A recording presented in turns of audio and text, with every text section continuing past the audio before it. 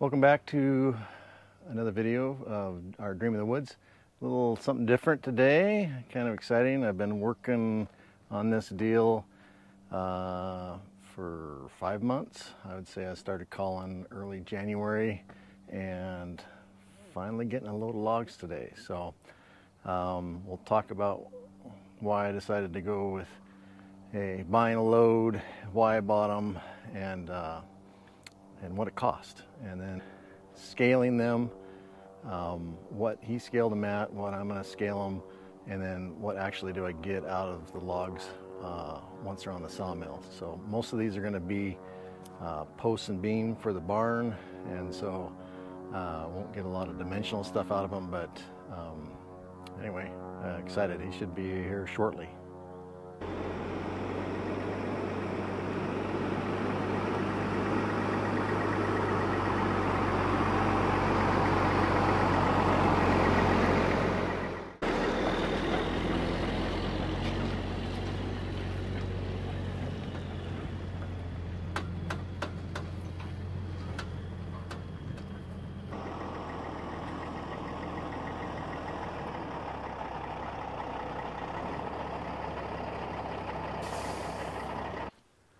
I wanted to spend a little time just talking about this load of logs I just purchased and kind of the reasons why I did and what I expect to get out of them.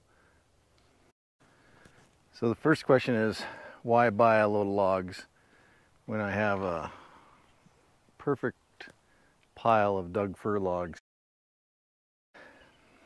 And the best answer is the barn's going to take a lot of logs to build, over 10,000 board feet, maybe 12 to 14,000 board feet in the end, but initially at least 10,000 board feet.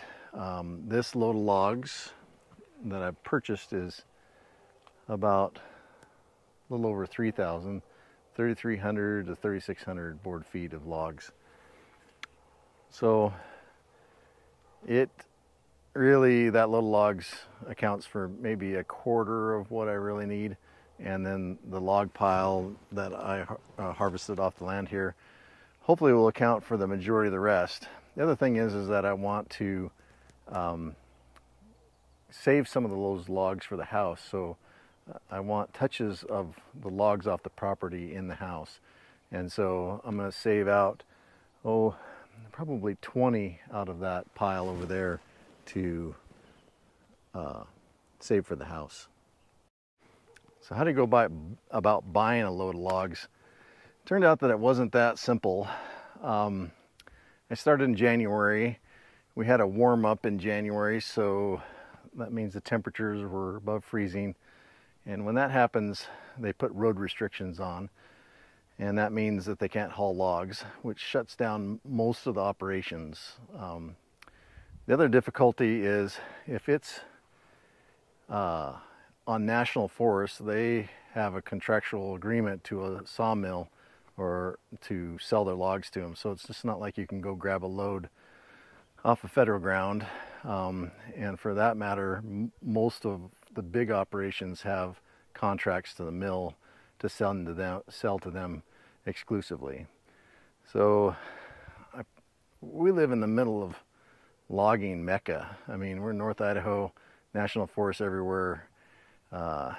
Trees pop out of the ground like weeds here, and so there's lots of logging, lots of big mills around.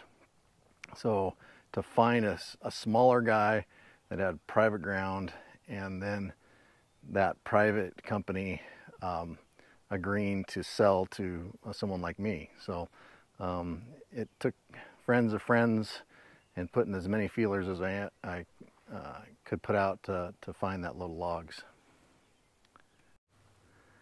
So these are all Douglas fir, and they should be all right at this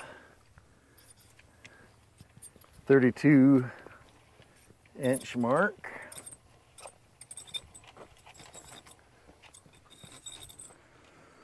Yeah, 32, 33 inches. So that's the first thing I'm going to check.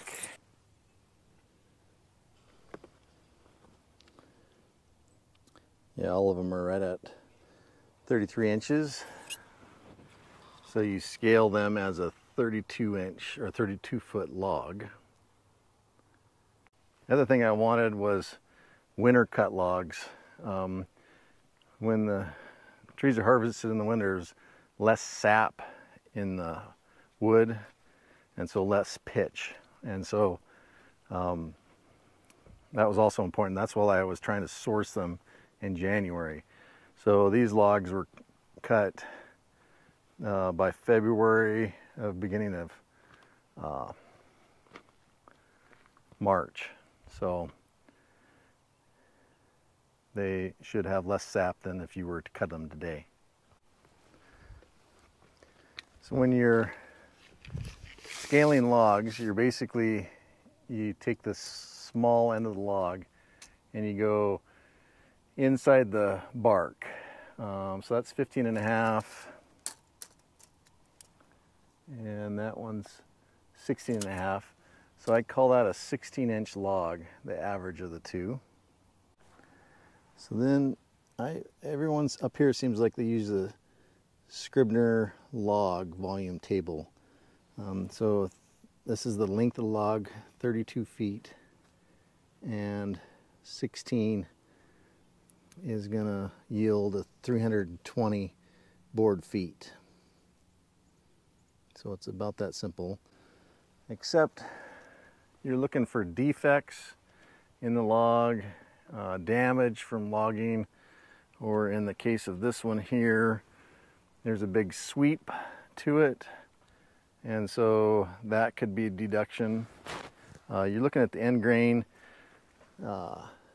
Looks like this has some check to it or some pitch pockets, and you don't really know exactly where you're going to get, so that might be one that so you have to look at both ends of the log, and then of course that's not something I'm too savvy at, is what kind of defects there are. This is a nice log here, so right at 17 and 18, so 17.5, probably have to go to the 17 mark. So 17 at 32, 370 board feet in this log. Anyway, you get the idea of how to scale the logs. Well, got one main difference when I got the scale sheet. So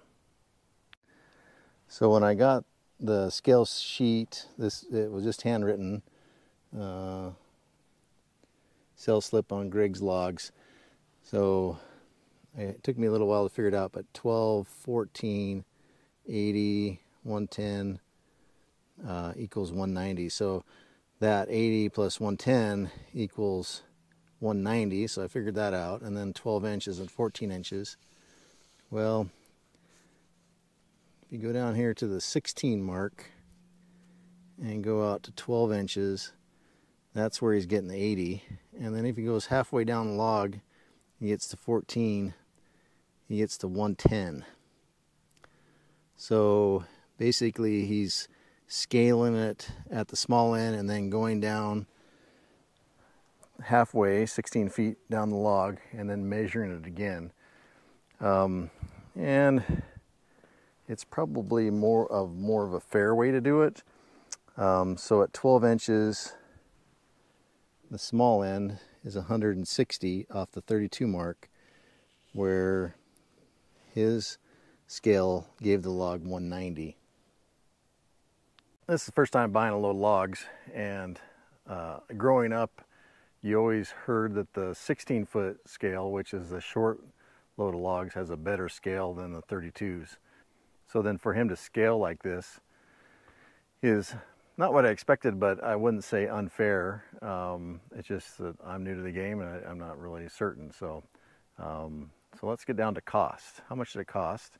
How much went to the logger and the trucking of this, and how much went to the landowner? Okay, so the total out of that 3,660 gross something board feet, gross M board feet. I'm not sure what that is. So 550 1,000. So for every board feet of dug fir is 550, and then the logging costs are deducted off of that. So he gets 200 1,000 for his logging operation, and then to truck it, minus off 245 off that load. Well, the normal mill is closer than where I'm at, so he charged me an extra 350 for trucking in addition to the 245 to get the logs here. So in the end, the landowner got a 1,036 out of this load, and the truck driver and the logger got 1,327. So the total I paid was $2,363 for that load, and if you divide that by 14, so about $170 on average per log. The other thing you'll notice here is that this is all the premium cut of the logs. So I don't have any tops in here. They're all fairly straight. They're all beam material. They're all exactly what I asked for. And so there's a premium to that also. I'm happy with the load.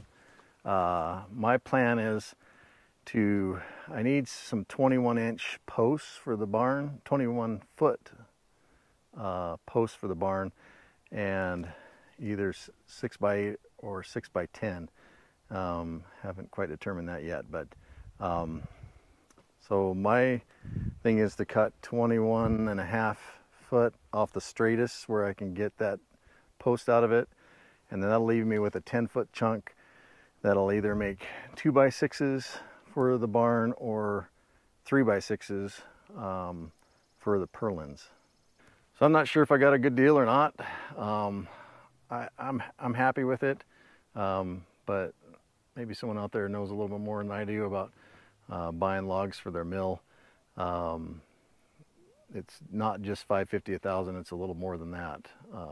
And he also had the availability to have premium logs, which were 900 1,000, and I opted for the 550 1,000, which were just standard grade.